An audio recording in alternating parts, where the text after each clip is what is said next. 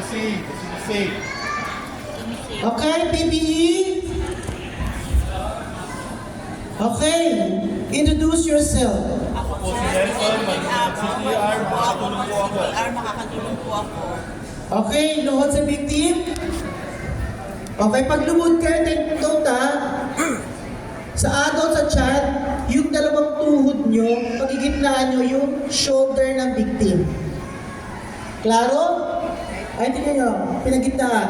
Kailangan closer dapat kayo. Okay, sa bata, okay lang naka sa table. Okay, check the responsiveness, go! Hey, are you okay? Are you okay? Okay, pag-check ng responsiveness, kailangan balikat, hindi kasama po ang digdig.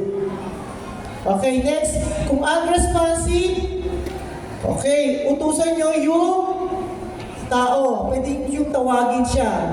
Sir, okay, ready, go! Sir, Ma'am, Lu, tawag po na ambulansya, magdala ng may immediate, bumalik po agad sa akin. kayo sa akin. Yan, pabalikin nyo kasi pag di mo balik yan, manonood ng CD yan. Malapit dito. Okay, cover the mouth and nose.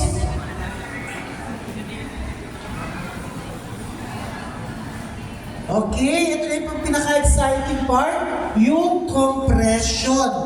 Okay, sa adult muna tayo ha. Okay, 2 hand, go. Ito lang po ang tatama. Ito lang ha. Hindi kasama itong mga kapalan at itong mga daliri. So kung sa lalaki yung victim, etong pinaka-point nyo, pinaka-middle. Yan. Higitnaan nyo.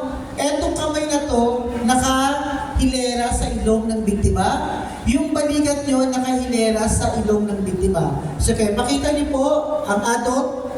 Sige, pakita. Ayan. Sa child, pwedeng isang kamay o kaya dalawang kamay. Sige, pakita yung isang kamay muna. Ayan. Dalawang kamay. Yan. Ganun din ha.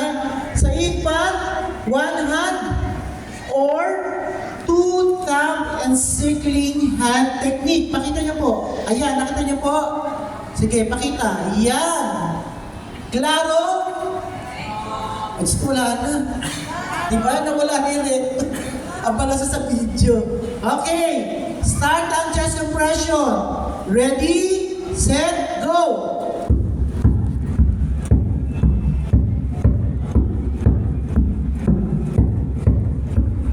Pag hands-on with CPR, ang gagawin mo, 200 to 240 compressions sa loob ng 2 minuto.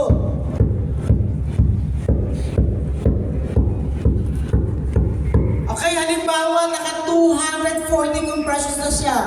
Check the responsiveness and breathing, go! Hey, are you okay? Hey, are you okay? In case wala man tulog, wala hindi pa gumigising yung biktima, tuloy ang 200 to 240, go!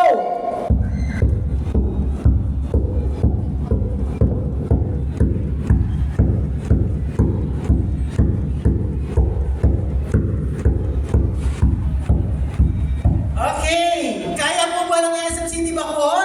Thank you, Basi. Kaya ba? Di ba napaka-serious?